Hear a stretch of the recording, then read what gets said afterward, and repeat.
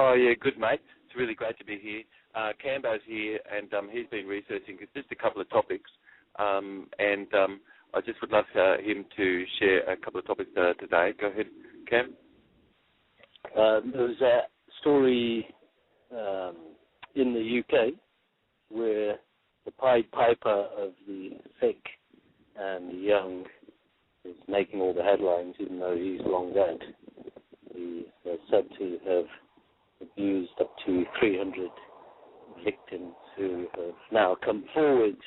And that story is spreading like wildfire. It's being linked to a possible paedophile ring amongst the political class, running up to number 10.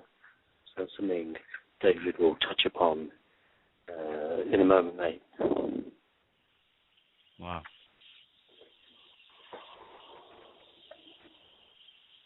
You there, mate? So, what class was that? The Parliament and number 10, so the political class. Now there's rumours of there being various paedophile rings in that community as well. Yeah. You know, it's a story that's always been there or thereabouts. Do you remember the film Eyes Wide Shut, mate? Yes. By Stanley Kubrick. Mm-hmm. He's supposedly the guy who... Yeah. Well, he died on the last day of making the film. And he completed his work on the film. He died. Some coincidence. Theorists may say it's a coincidence. Others may speculate it was something else. Also, in Greece, we all know there's been quite a bit of social unrest in Greece, right, mate? Mm-hmm. Probably seen that on the news.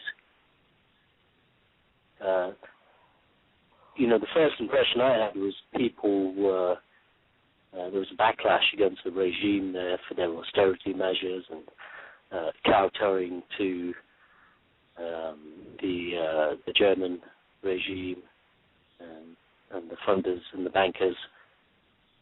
Now there's stories coming out that the unrest is amongst the people, like anarchists and immigrants versus nationalists, and so now the people are fighting each other as opposed to presenting any kind of united front against the regime that they all seem to be seriously annoyed with. All right, mate? So that's another story. It's popped out today. And I'm just going to hand you over to David. He's raring to go. All right. Thank you, Cam. Good stuff. So, I think just the social commentary about the news of the day. Any other news items, mate? And then I think we might just have a little bit of social commentary. Anything else come up there that you've had a look at? Was there any burning issue that you've really been, that just got you go? Dr. Chubb, you talking to Cam? Oh, no, I'm talking to you, mate. Okay, thank you. Thank Amazing. you, Dr. Chubb. We actually had a question. Oh, yeah. Oh, is this all right? There's a person who ordered about 10 pounds of Jubb's Irish sea moss, and they wanted to know, how can we live more in the wild? Okay, well, Irish moss is sustainable, and it really is sustainable, and it has all the nutrients of the ocean. Most all the nutrients have sort of really washed a lot into the ocean. The ancient Atlanteans settled a port called Carrageenan in Ireland, and that's one of the very oldest first ports. And they brought with them the wisdom of this gorgeous sea vegetable. And to this very day, right there, they even call this Irish moss. So amazing. But the ancient mariners knew that they could preserve and keep and suspend things and stop it from coagulating and make more colloids of things and cream. And they had such an enormous nutritional value, but that their mariners could easily survive well and truly off these sea vegetable and things. And they could their intestinal tracts would produce all the omega-6, omega and vitamin C and everything, you know. Yeah. So Irish moss really has taurine in it, which for vegetarians that's amazing, because a lot of vegetarianism could mean just junk food vegetarianism for mostly, or soggy cardboard eaters, yeah. Yeah. But anyway, so I really recommend that people can have more magnesium, of course, you know, and everything that's in the Irish moss is in its uncooked, unheated state, and the element in it is in its monatomic form, so that all the atoms are smaller than a 9-atom cluster, and that makes them useful, whereas a lot of things are not at all. See, but you've got such a rich array, and you've got 2,000 times the calcium to phosphorus, so it's sort of a food which can assist to help to reverse all the superphosphate that's put on the earth and the superphosphate that's got into food and things, you see. Yeah. Does that make sense, Lukey? Amazing, yeah. And we've got a good sound today, mate. Sounds good. Okay, really tell me anytime as soon as the sound. I really care very much. Our sound is really good. But anyway, of course, you know, Cam's story, of course, which is the story that's put over the earth at the moment, really is a story which really is about what social sort of versus what, and then having a social sort of beingness versus being disinhibited, you know. Could we say that, really? But then, first of all, of course, Cam's story is where the news item is that the male he's being talked about, and he's the subject matter, right? Could we characterize him in this story, whoever that is, all over the earth, of course? He has to be the subject matter in woollyhood, and the travesty really is, for the stock, if they have an idea of that, is sort of a splitness a bit, so people won't necessarily really be able to be their whole self, you know what I mean? But these things really have to really perpetuate a non-gender egalitarianism, you know, to work properly, yeah. So it's very important that the hand above the government would really do everything they could so that the person's story itself wouldn't protect, but just continuously sort of like do the embedded command stuff, you know what I mean? So if I said to you, Lukey, don't have a lot of fun with this over the next few days, you know, I mean, I'm talking about you having a lot of fun with this over the next few days, you know what I mean? But I remember my teacher saying to me, you know what, the more that you start practicing these things, the more that you're teaching them, you know, and you're teaching really what you're learning the most yourself, right? And you're really, really right on the forefront with the things actually that you're saying. And don't we really know it that lots of people in history have been judged afterward to be innocent?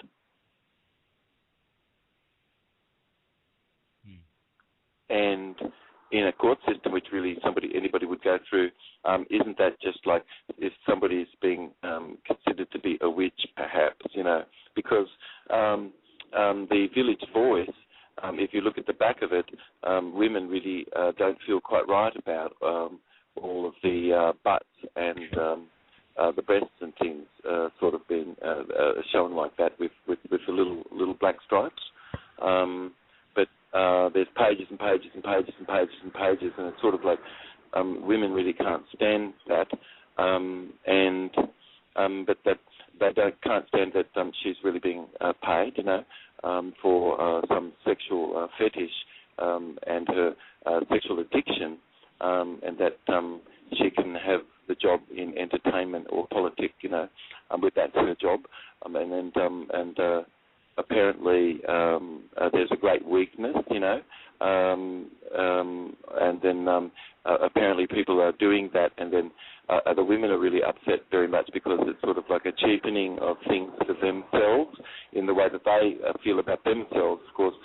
But that this really is sort of what Samson and Delilah story really is all about, But the news of the males as the subject matter talked about only. So when somebody gives you their schooling, isn't it amazing if they've come underneath Tavistock at all, they're going to just sort of only put his beingness as far as the subject matter talked about, like, for instance, Julian Assange. All that's really talked about is him being a subject matter, that's all. But the object of desire, I think one is sort of in Israel somewhere, perhaps. I'm not sure. I don't know where the other one is, but there's no victim at all, you see. Of course, there certainly is. Julian Assange, he's being held as a victim, you see, of a phantom where there is no victim, And the captain of the ship could just order that because there really is no constitution there, in England. None at all, really. Because there's no money to support that, you see. And people really have been excited just to give the ability to a private person just to run everything for them, and they've fallen in love with the master, and that's sort of called cognitive dissonance. And then a lot of these people sort of really, they're mirroring things back to themselves sort of like that, But in this story, sort of, the female sort of is the object of desire, and this is sort of all about Samson and Delilah, you see. And this is the second oldest story in the Bible. The first oldest story really is about food and procreation. And then the next is really about creating an armed prostitute to commit legalized sin for society, and that's what sort of Samson and Delilah is sort of about, So he has to dress down, and he has to marry down, and he has to look down, and he has to support somebody younger sort of thing. And then he's the mature one, apparently. But in a lot of these situations, I mean, here you've got a person who really kind of been involved in politics, and you've got somebody that was involved in entertainment, perhaps, and things. And that could have meant that person really was loveless. They actually were doing loveless work because most people actually, when you ask them, just normally, most people really love to be with their family. You know what I mean? And so when somebody's really not with their family, like if you just take 300 male gorillas and you just sort of all put them in the zoo, it's sort of a bit weird. It's really weird. There's actually like a social order of things, and you just can't escape but all of this insanity. And then we really do have to have compassion very much.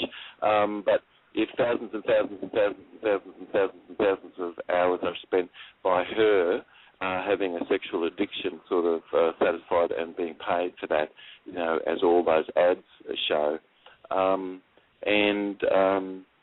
then there's somebody that's really involved. I think that actually when you ask all the people who actually are put into their behaviour sort of stopped or something, that's called pry son, not pry daughter, in English. And who do you find in there but the sons? You're not finding the daughters in there. No, because it's a sexually rigged paradigm, you see. It's and that's has to be purposely created, to get an armed prostitute, because a person's body has to be worth less than the property that they defend, So you've got people as males, really, and they have to guard over rings, and those rings could be, half a year's wages or something, given as a gift. But if you look in the magazines, it might be just a small watch or something, but it's really not half a year's wages, certainly not, But somebody has to be sold, you see, in the paradigm, and that's the travesty for the stock, you see, across where the plantation is, except for maybe 5 countries on the earth. But in that woollyhoodedness or bullyhoodedness, which is sort of like a bully or a woolly, but one's a bully and one's a woollyhood, but they're all just sort of bit woollyhooded, sort of Zionist sort of plottedness, But if you've got somebody above and they just are the count, then it's sort of like smoke screen and stuff, that person does. But you're just one person, as David Icke and let's see who else.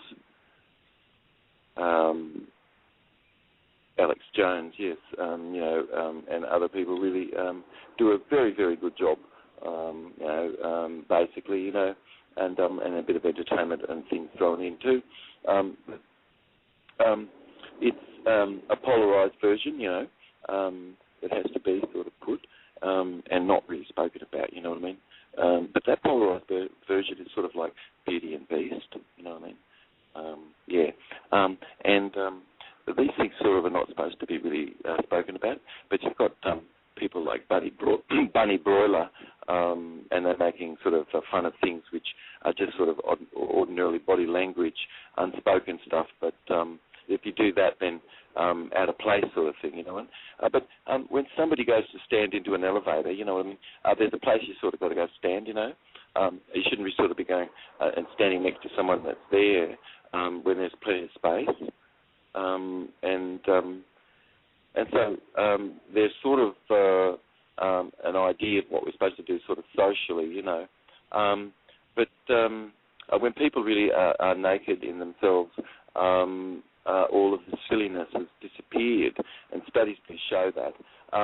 But to really create the silliness and the immaturity, you have to have sort of sheltered workshops, that are all over the place, like these ashrams and everywhere. And other places too, which are a bit like that. They're very, very immature, and they don't really have any teachings about sexuality, none at all, and they certainly don't have any teachings about procreation, really, or natural, ways to be. Those things really are forbidden in those ashrams sort of thing, you know what I mean? And they must really do anything can to separate people too, because when they look outside, there's sort of a bit of a caste system, and they judge everything. And so nobody wants to come back as something very useful, but the insects certainly are useful, and so is everything else in the native tradition.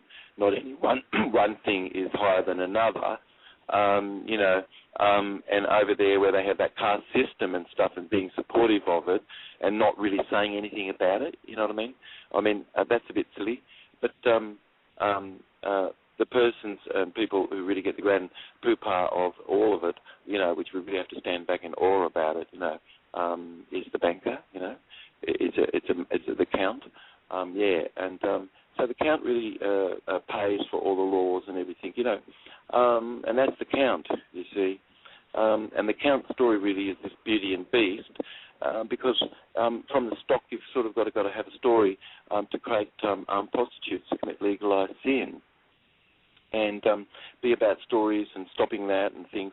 And so their behaviour, it's very important by the hand of government to make sure the boys' behaviour is always about arresting other people's behaviour, or other males being arrested, basically, and then putting it like that, like as an embedded command and thing, because that was what was done by your mum, and others to the boys, sort of thing, But the worst thing that might have been said to her was, I wonder who will marry you, you know what I mean?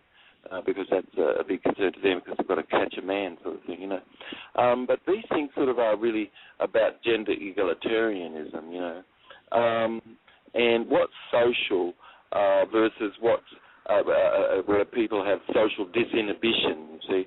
But where something just becomes an elbow, so the organs are just simply just the same as an ear or an eye or anything else, and there's sort of no special significance at all. And then that's sort of normal, basically. But we live in a sort of a vaginaless era, because in New York City they had a show, for instance, called The Body, and I think there might have been like 800 bodies in the exhibit, and I think there might have been 797 or something, I don't know. Mostly they were all males' bodies, and it's right next to the building where all the ACS women work, and there's like over 900 of them, or 1,000. They just sort of, or more, you know, they just sort of all get hired, you know, and so they're all hot going to work, like brand new, you know, back there in 2007. And that's when the body exhibition was going on. And the curator was asked why there wasn't any women in it, and it was said that it would have sexualised the show, you know what I mean? But that on the outside of the building you've got penises, you know, all around the outside, and they're sort of like sexually mutilated kind of thing, you know, because they're basically equivalent to that. And then you've got statues, you know, of sexually mutilated males, and you've got little boys put like that, you know, for grandma on her card, but not grandpa, you know. I mean, this is a sexually rigged paradigm, and it guarantees when money doesn't come in the door, it sort of stops love going. It causes love really to go out the window, really, but it creates a paradigm of that, you know what I mean? But what's forbidden, you know, which that's what Samson and Delilah is about. You know, he had to be stripped, you know, to be a slave, and his body not really accorded the same value, and so his hair cut and things, and something had to be taken from his side, and so she becomes covered, and that's sort of the nice paradigm to create a sickness, you know, in the person, to call it, and also it's a beautiful paradigm if you really from the fertility cult, because it's sort of that's the paradigm they created these matriarchal societies to cause a sexual slave, and that's sort of what it is, sort of thing, sort of as a sexual slave. Anyway, but things sort of have to have been sort of created, if you could see that.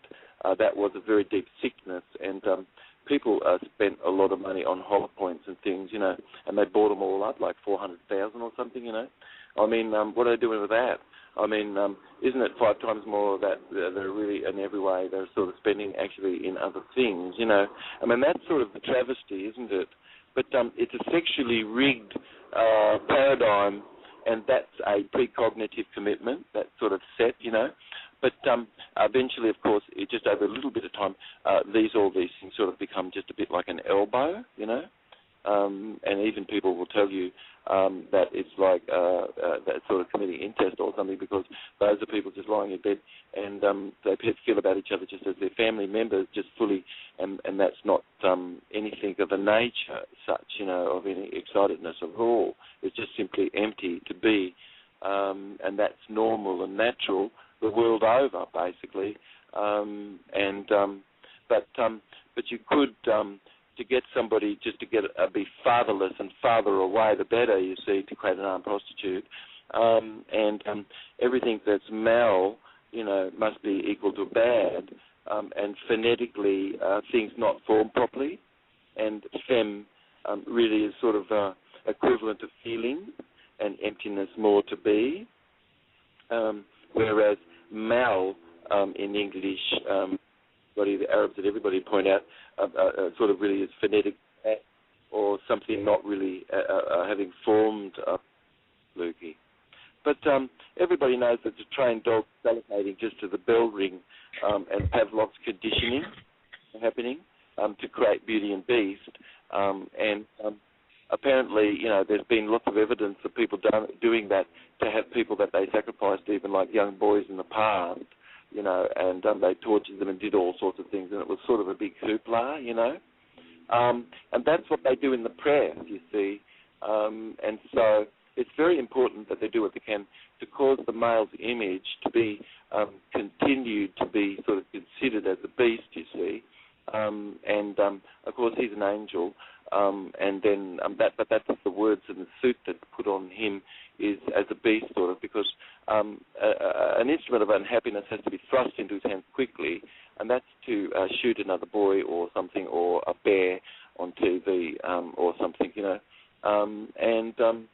Anybody who would say anything else, you know, it's not really easy for them, really, you know, except like films like Nemo that came out of Australia, you know. But most of the films for kids and stuff is really, really shocking, because it's done by white upper-class males, like young ones, and their really brains have been roughed, so they don't even know they're acting like jackass, in the world at all. They're very social disinhibited, but in America, if you just look at males, some people are easily able, to have touched their pee-pee sort of in public, sort of thing, and some mothers of some races allow their young boys to touch their pee-pees in public, but the black Hispanic mothers love their boys to just touch their pee-pees in public, and they don't ever say anything about that at all. And so then you really will see a lot of that around, and that's sort of acceptable even on TV, football and that sort of thing, people continuously able to, the males, young boys there, touching their crotch and things. And that's sort of like a social disinhibition sort of thing. But she's not allowed to do that, So these sort of really is a gender egalitarianism where it's supposed to be, of course, But these things that are done to people are sort of stereotypes, and that's to control people and cause people to just only other than meet in their souls, but actually just sort of like a role, you know what I mean? And all they can do is repeat and the story of the role, and they have embedded commands, and it's sort of like pornography because the persons in the story are powerless, right? And then their powerlessness is perfectly being undermined. So it's sort of a witch's trial because everybody knows certainly there's no constitutional money to support any constitutional remedy, and absolutely you'd consider an enormous amount of retaliation in a case like this because it's politic, you know what I mean? And also sort of it's involving a circle of some people that sort of only act as puppets, because they can only do that sort of as a puppet, because most of them, if people on the earth really are loving and they're really caring much to be sort of with their family, and that's love's work, and sort of otherwise it's sort of a Lone Ranger isn't sort of really what most people sort of want to do, But I think the world is very prudish, and most people would agree. And a lot of these people are very, very embarrassed in their nakedness and ashamed in their nakedness, and that's a shame too, for her to have to carry all of that, and for him. But that we're living in a vaginalist era, so that's not anything in any public statue, But his body is allowed to be this way, you see, because and he can't really know that, And that's the story of the emperor without clothes. But it's not the empress without her clothes, and everybody's laughing. It's him. He's got his shirt off all the time, and that's really nice for her. But it's really weird for her. Of course, it's weird for him. All the behaviour of the coveredness, because we really care very much about supporting whistleblowers. If anybody actually did something and it was official misconduct. I mean, in anything that apparently was leaked somewhere there, that Bradley Manning has been only alleged to have been involved with or something, he hasn't said anything. And can somebody have a mind if you don't let them sleep? And what have you got after that? I mean, really, what have you got after that? You see, is that a phantom that's done that, or could somebody just explain the logic of it? I'd just like to know. You know what I mean? But was there anything in that material that actually was official misconduct? Was there misconduct? I mean, I don't know that people have really been acting callously and not acting lovingly, or that things could have been poisonous sort of compounds and things put into, a toothpaste and all sorts of stuff, which a lot of people in the natural movement feel a lot of that stuff is really toxic. In a sexually rigged indiscretion or discretion, you see, if he could just be paid and that was his lot, and he had some fetish, and the tables were turned, so we would strip her to be half naked and kick her out to be in the cold and put her into blue, and she'd be sexually mutilated in America, like he is, and it would be, if something's not formed properly, it would be formal-formed. And every time you ever heard that in any other language, of course, that you came here and you would hear this, and it would be like, if something's not formed properly, sort of like formal-formed. I don't know if women would really care for that much, especially if it would be to be put to death. They'd call it the death clitorality rather than the death penality, But to hear these things phonetically and the meaning of it can't be shaken from at all. If you can see what I mean, you have to feel light in your body, you see. But if village boys, women certainly are paid to satisfy sexual fetish, and there's pages, and it's an enormous business apparently, and that's what's going on. But where's the advertisements for him, for her? I mean, there certainly is beginning to be shows that she goes to that's the same. But isn't the world sort of really, really prudish, unbelievably? I think vast majority of people would certainly agree that the world is far more prudish, and certainly these politicians and other people in the entertainment industry, they can sometimes really have to be holding a conservative line of things, and in some countries, of course, it's abhorrent, the practices of discrimination, allowed discrimination, where we would never discriminate against a person on their orientation necessarily, but that people could really be still punished as sort of like witches, But that's what's really going on to males, because it's all males sort of. And then the vast majority of them in Christ's Son, when you survey them, they say they're innocent, and no crimes that happen to them are ever reported, basically. I mean, surveys show that. They don't report crime, but the only people that report crime are typically sort of more younger females and things, and they're the ones that actually really report crime. But that I know that a lot of that is being used to control, and then they duke boy people. You see, everybody knows what it means to be duke boyed, and then you have Texas oversteppers, where you've got a village or something of 300 people or something, a community or something, and all the children get taken from their parents, and then everybody's told, let's not have any more of these stories about that, you know what I mean? But they'll spend an enormous amount of money discrediting Bill Clinton, and then he's an amazing person, and all these people are sort of amazing people, really, honest to God. People should be just left alone, really. But I think that, but they're not, are they? Because if you just put 300 males together in gorillas, what's going to happen after that? But the people who then looked at what occurred as some females were brought to the gorillas, they wrote about that, but they never wrote about the unnatural condition of the 300 gorillas. Isn't that amazing? They just sort of forgot that or something, I think that's pretty amazing. But that's the sort of thing which I'm really caring for us to be considered of today in our program. But I think that people like David Icke and Alex Jones can be bringing attention. But isn't it really just simply the hand above the government owning the great money supply and people just having a laugh at?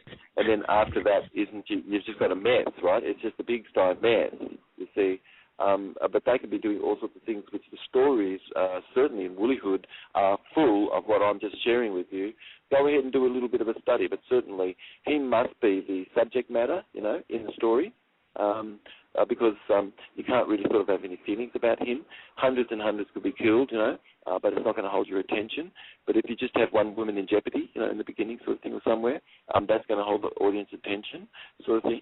And so that's how it sort of has to be, and that's what happens. That's what the story of Samson and Delilah is about. But why you're not hearing this in church, you know what I mean? Isn't that amazing? So that's interesting to me. I think it's really funny. But anyway, you certainly can, Lukey, we could all agree, people are all trained a bit to salivate, just a bit like dogs to the bell, you know what I mean? That's Pavlov, and Beauty and Beast is the way to go, you know what I mean? But sexually, what's forbidden really is what's sexual, you know, because if it's not forbidden, it's sort of really not sexual sort of thing, you know. I've been in plenty of situations where young nurses have easily been able to see an erection sort of thing, and that's been sort of just left to be. But that I don't think I've ever seen the situation of the reverse of that, actually, you know.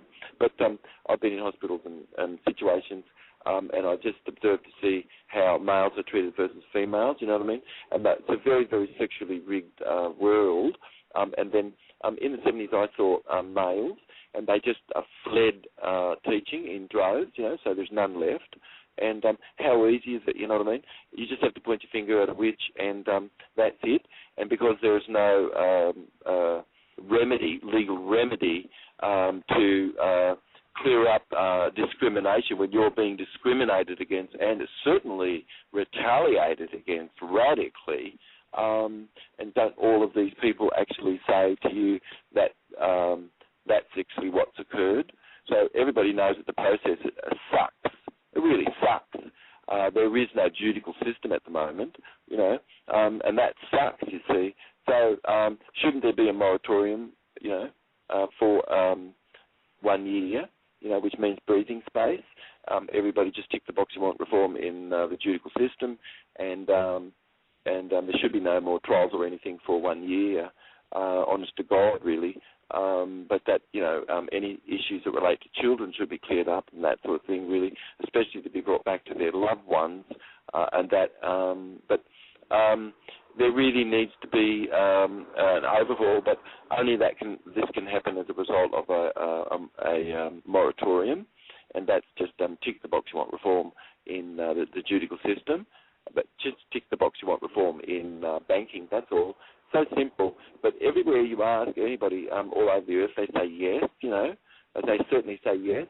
They don't need to really be educated. They're just sort of like our monkeys, all of us, you know. We just really can feel the effect of something, and so that's called faith validity, you know. But I think somebody came out and they said that there really wasn't any long-term studies that absolutely show how harmful synthetics are. And that's a pretty nice message, isn't it? Because it's all about how harmful synthetics are. And even though the person said there's no long-term studies that show how harmful, isn't that amazing, synthetics are? And I think that was a pretty good message. But anyway, you know, it's really what's forbidden sort of is what's erotic, you know, and if something is sort of uncovered, then it's no longer sort of forbidden, and then it sort of really loses its sort of value, you know. But it only can really hold its value as long as it's all sort of hidden and covered up and what have you and that sort of thing. And it is amazing that we do live in a world that's it's called the vaginalist era. That's what the natives call this for the white Wasichu's paradigm, you know, and it's like a white upper class female having been done. That's what the natives say, and because they put their own social mores over everything, but even their own culture, the natives, wasn't sort of related necessarily to all this polarizedness at all. But that was really more an extended family. But that's not sort of what the nuclear family is about, you know. And the missionaries were teaching nuclear family stuff, which is really, really horrific, you know. That's not natural, not at all. Extended family is much more. But and that's where people really grow up in a bondedness with each other more. And everybody shows how beautiful that is. But if you isolate, separate, and you mutilate, and you differentiate by instruments of unhappiness in his hand, instrument generative form in hers, and then you don't educate anybody about this. I mean, who's you had a conversation with about this, Lukey? Just you, Doc. Oh, isn't that amazing? Wow. Isn't that incredible? But it starts to even get a little bit boring after a while, the conversation that's happening out there, unless it's really talking about things more deeply, you know what I mean? But it simply is really the travesty of the stock that everybody's owned, you know, and they don't even own their own airspace, you know, and everybody just is sort of has fallen in love with the idea of that, you know, but it's not really true that everybody's fallen in love with that, because there's an enormous amount of people that just not voting, you know, and that's sort of making the news, you know, mostly all through out people's voices, you know. As they're looking at things that's happened here over the many years, the pattern has been just more and more disenfranchisement. But isn't that exactly what the travesty of the stock sort of is designed to do, sort of thing, you know? Because isn't that sort of how you divide and conquer and sort of control? Stockholm syndrome is sort of having fallen in love with that. That's called cognitive dissonance. But in Sweden, you've got people not even knowing who's in charge, you know. Who is? It's just a bit of a phantom, you know, and fiction. Where's the victim in Julian Assange's situation, you know? Didn't somebody have a bit of fun? I don't know. Apparently they didn't. But is it socially acceptable for her to say she had a lot of fun? Would he be protected or would she be protected? I think she's protected, he's underprotected. But the idea that a politician who is powerless, put to be without family, but then that's a male that you're talking about there, you know, who's a father away, then that's a male that you're talking about there, you know, who's a father away, then that's a male that you're talking about there, you know, who's a father away, then that's